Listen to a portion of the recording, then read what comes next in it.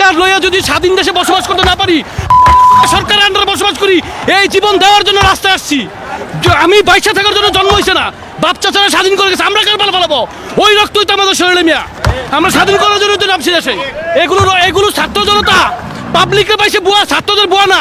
ভাষা আন্দোলন স্বাধীন করেছে ছাত্ররা, 69 স্বাধীন করেছে ছাত্ররা, 74 পর বাস দেশে ছাত্ররা, এখনো বাস দেশে ছাত্ররা, ইনশাআল্লাহ।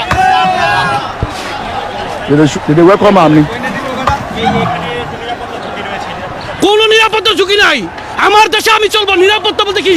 আমার দেশে আমার নিরাপত্তা দিবে, আমি নিরাপত্তা দেবো আমার নিজেকে। সরকারকে নিরাপত্তা দিবে, সে নিজেই তো তার গদিনে নড়বড়ে আছে, বুঝেন না কেন? আমি আমার দলে আছি, আমি আমার দেশে আছি, এটা আমার বাপের দেশ, আমার বাপের বাড়ি ইন্ডিয়া না, আমার বাপের বাড়ি বাংলায়। বাংলায় থাকবো আমরা, প্রয়োজনে সে ভারতে যাবে এবং যাওয়ার জন্য রেডি হচ্ছে, বুঝেন নাই? আইসিইউ, মানুষ কখন আইসিইউতে ঢুকায়? মৃত্যুর পথে যখন তার থমথম যান যায়। উনি কারফিউ কখন দিছে? উনি আইসিইউতে আছে, এটাও বুঝতে হবে ভাই। দেশের জনগণ না, ছাত্র জনতা নেমেছে, আমার বাচ্চারা নেমেছে, তাদের পাশে যা দরকার তা দেবো ইনশাল্লাহ। দেশের রাস্তায় আছি, রাস্তায় থাকবো।